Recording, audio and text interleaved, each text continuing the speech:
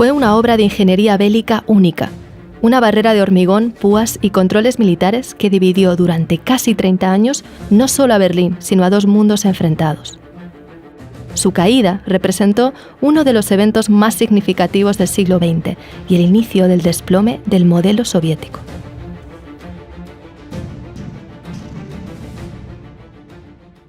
Tras ganar la Segunda Guerra Mundial, Estados Unidos, Francia, Reino Unido y la Unión Soviética acordaron dividir la derrotada Alemania en 4 zonas. Berlín quedó en la parte soviética, pero al ser la capital decidieron dividirla.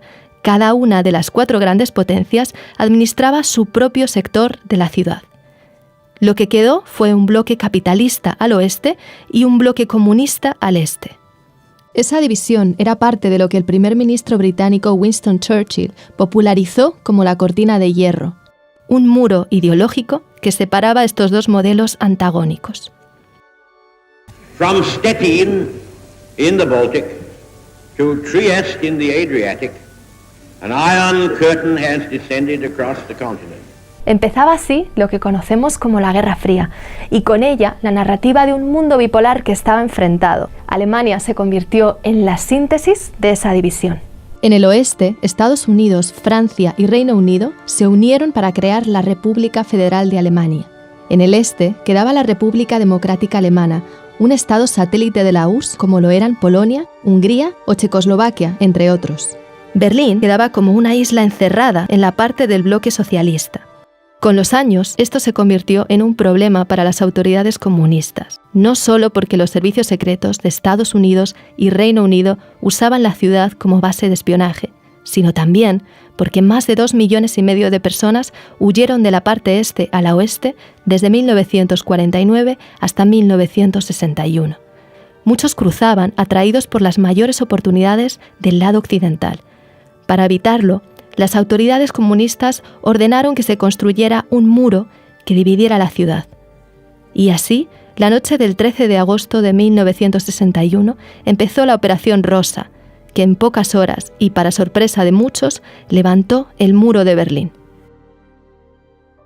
En los años siguientes, se transformó en una barrera casi infranqueable, hecha de losas de más de 3,5 metros de altura y reforzadas con cables de acero.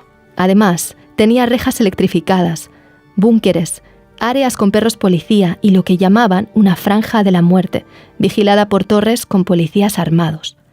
El muro se extendía 155 kilómetros y rodeaba todo Berlín occidental. Como consecuencia, separó familias y seres queridos durante casi 30 años, algo que fue traumático para generaciones de alemanes. Durante estos años, muchos intentaron cruzarlo sin éxito. Unas 262 personas murieron en el intento y otras miles fueron arrestadas. Aunque escaparse al otro lado no era del todo imposible. Mientras existió el muro, más de 5.000 berlineses del este consiguieron franquearlo a través de túneles, escondidos en autos o usando ingeniosos métodos como cruzar en tirolesa. Pero a finales de los 80, la situación estaba destinada a cambiar radicalmente. Los gobiernos comunistas eran cada vez más corruptos e ineficientes. La Unión Soviética estaba viviendo una profunda crisis económica. Esta crisis estaba agravada por la costosa carrera armamentista con Estados Unidos y por la guerra en Afganistán. Eso le obligó a cortar la ayuda económica que había estado dando durante décadas a todos los países del bloque comunista, incluido Alemania Oriental. Todos esos problemas generaron un gran descontento social, al que el líder de la Unión Soviética, Mikhail Gorbachev, trató de dar respuesta emprendiendo una mayor apertura política y social, lo que se conoció como Glasnost. Gracias a ella, los ciudadanos y medios de comunicación de esos países empezaron a tener mayor libertad de expresión y a usarla para criticar a sus gobiernos. Convocaron inéditas huelgas y protestas en todos los países del bloque del Este. Sus ciudadanos estaban agotados de sufrir penurias y anhelaban un estilo de vida parecido al occidental. En Polonia, el movimiento sindical no comunista Solidaridad de Lech Walesa logró en junio de 1989 que se celebraran las primeras elecciones parcialmente libres en décadas. Ese mismo junio, Hungría abrió su frontera con Austria, lo que le permitió a miles de alemanes del este cruzar al bloque occidental en solo 2 meses. Y es durante esa ola de cambio cuando se produce la caída del muro de Berlín.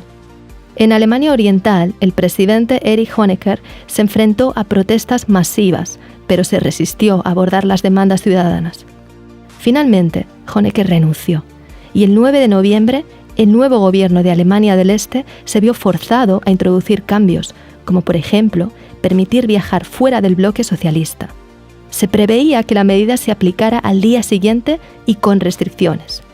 Pero cuando un periodista preguntó a un alto funcionario de la RDA cuándo podrían empezar a viajar al otro lado, todo se precipitó. Ante ese anuncio, miles de personas se juntaron en el paso fronterizo en Berlín Este y rompieron el cerco hacia la parte occidental de la ciudad. En esos momentos, ni las tropas de control de fronteras ni los funcionarios del ministerio estaban informados. Pero los guardas fronterizos no se atrevieron a disparar. La noche entre el 9 y el 10 de noviembre, los propios berlineses empezaron a destruir el muro. Una multitud eufórica empezó a cruzar la frontera abierta y algunos pisaron el oeste por primera vez en su vida. Del otro lado, cientos de alemanes occidentales los esperaban y celebraban el momento histórico. Familias y amigos que habían vivido separados pudieron encontrarse después de 3 décadas. Todas esas impactantes imágenes dieron la vuelta al mundo. En los meses siguientes la RDA colapsó y con ella el único sistema que muchos alemanes del este habían conocido. A la vez, los demás gobiernos del bloque comunista fueron cayendo uno tras otro y en 1991 la Unión Soviética se desplomó, poniendo fin al mundo bipolar de la Guerra Fría. Alemania se reunificó y se convirtió en el motor económico de Europa. Aunque las diferencias económicas entre el este y el oeste todavía son perceptibles. Por ejemplo, un trabajador de Alemania del oeste gana en promedio casi un 20% más que uno del este. También en el oeste hay más oportunidades para profesionales cualificados y es donde se concentra el mayor número de empresas alemanas. Hoy, cientos de trozos de ese simbólico muro están repartidos por todo el planeta, como un recordatorio de que esa línea de hormigón dividió mucho más que una ciudad. Gracias por ver este video en el que estuvimos trabajando con Angelo buscando imágenes de archivo. De hecho, uno de los mayores desafíos para realizar este video fue bucear el enorme archivo de la BBC y encontrar video de la época. Pero valió la pena. Y seguiremos haciéndolo. De hecho, ya tenemos varios vídeos en nuestro canal de YouTube y te puedes suscribir para verlos todos. Y si te interesa algún tema que todavía no hayamos hecho, envíanos tus ideas a través de los comentarios.